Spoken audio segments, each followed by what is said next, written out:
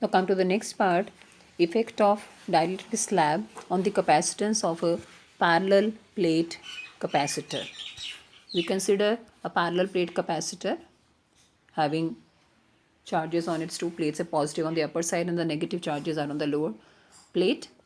A dielectric slab of thickness T is introduced between the two plates of the capacitor. Now, between the two plates of the capacitor, electric field is E naught. It is given by sigma over epsilon naught. This we have already derived earlier. So, D is the distance between the two plates of the capacitor. Electric field inside the dielectric, that is polarized electric field, is denoted by EP. It will be in the upward direction. This also we have studied earlier, that when a dielectric slab is placed in a uniform electric field, it gets polarized and an induced electric field is set up inside it, which is in the opposite direction to the applied external electric field. So it will be in the upward direction. So what about the net electric field inside the dielectric? This will come out to be En is equal to E naught minus Ep. It is not equal to 0. Had it been a conductor, then this En is equal to 0. But as it is a dielectric slab, so En equals to E naught minus Ep. Now what about the net potential? V equals to across the two plates of the capacitor. It is equal to E naught into D minus T. E naught into D minus T is the potential in the region where there is no dielectric. Whereas the dielectric is having thickness T. So the potential V will be given by En into T, because the electric field inside the dielectric is En. So En multiplied by the T will give you the potential inside the dielectric. So K is equal to what? E naught by En. That is reduced value of the electric field. That is E naught minus Ep. So what is En equals to? E naught by K. So putting this value of En in the above relation, we get V is equal to E naught into D minus T plus E naught by K into T. This E naught can be taken common from both of these terms on the right hand side. So what we get? D minus T plus T by K. Also we know electric field between the two plates of the capacitor is given by sigma over epsilon naught. So sigma can be written as Q upon A. On putting this value of E naught in the above relation, we get finally C equals to Q by V, and it comes out to be A epsilon naught over D minus T plus T by K. Now from here you can take out the term D common. So as the first term is having D in the denominator, it will be 1 will be left, 1 minus again T by D, and within bracket you have to write 1 minus 1 by K, because there is plus T by K. If you take out T by D outside, then it will be 1 minus 1 by K. So what is A epsilon naught by D equals to? It is equal to C naught.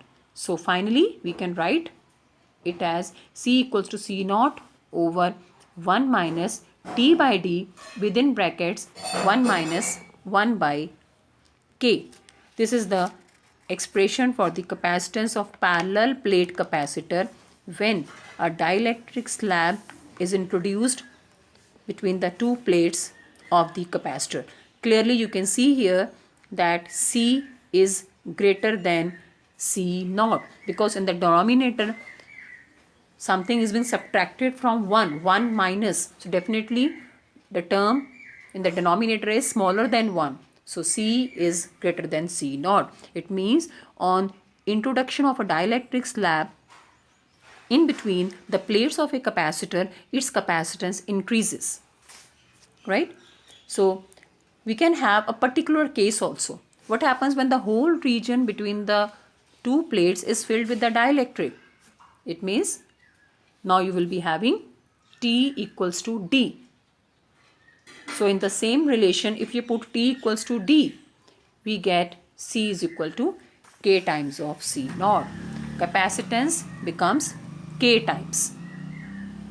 You can take further other cases also. What happens when this T is equal to D by 2? That is only half of the region is filled with the dielectric. Also you can put T is equal to 2D by 3. There is an example in your NCERT book, example 2.8. You have to solve it. There, in that example, instead of filling the whole region, a part of that region between the two plates is filled with the dielectric. Follow the same steps and do solve it. Now, one very important part, that is what happens to the capacitance with dielectric slab introduced when the battery is disconnected and when the battery is connected in the circuit. So, when a dielectric slab is introduced between the plates of a charged capacitor with the battery connected across the plates. I am telling you, with battery connected across the plates.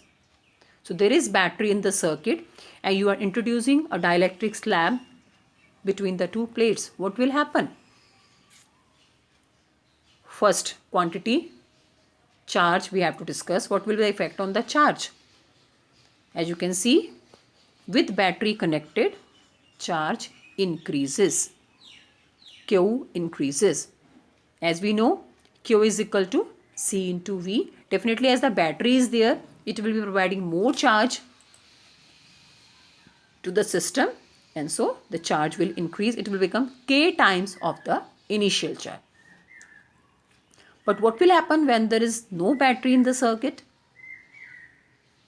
Definitely charge will remain the same because battery provides the charge to the system. As there is no battery, so charge will remain the same. With battery connected, charge becomes K times. Next part, capacitance. So when the battery is disconnected from the circuit and you are introducing dielectric slab between the two plates, how will it affect the capacitance? Definitely, capacitance has nothing to do with the battery. It is the property of that system. So, capacitance will definitely increase. It becomes K times in both the cases, irrespective whether there is battery in the circuit or it is disconnected from the circuit. So, in both the situations, capacitance will become K times. Now, the third part, electric field. How the electric field gets affected? When battery across the circuit is connected and you are inserting a dielectric slab. We know when a dielectric slab is subjected to a uniform electric field, it gets polarized. So, what will happen with battery? Because we are having capacitor, there is a charge on the plates of the capacitor. So, between the two plates, there will be the uniform electric field.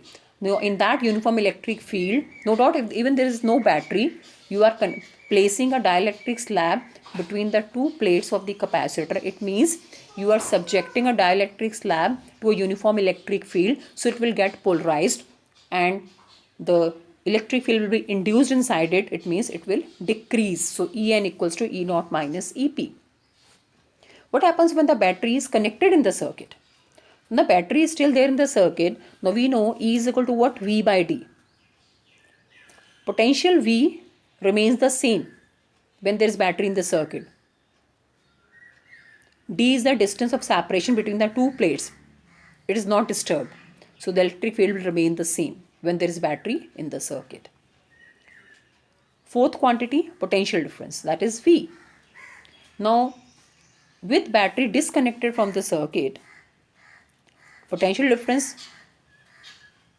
will decrease because capacitance, it increases, charge remains the same.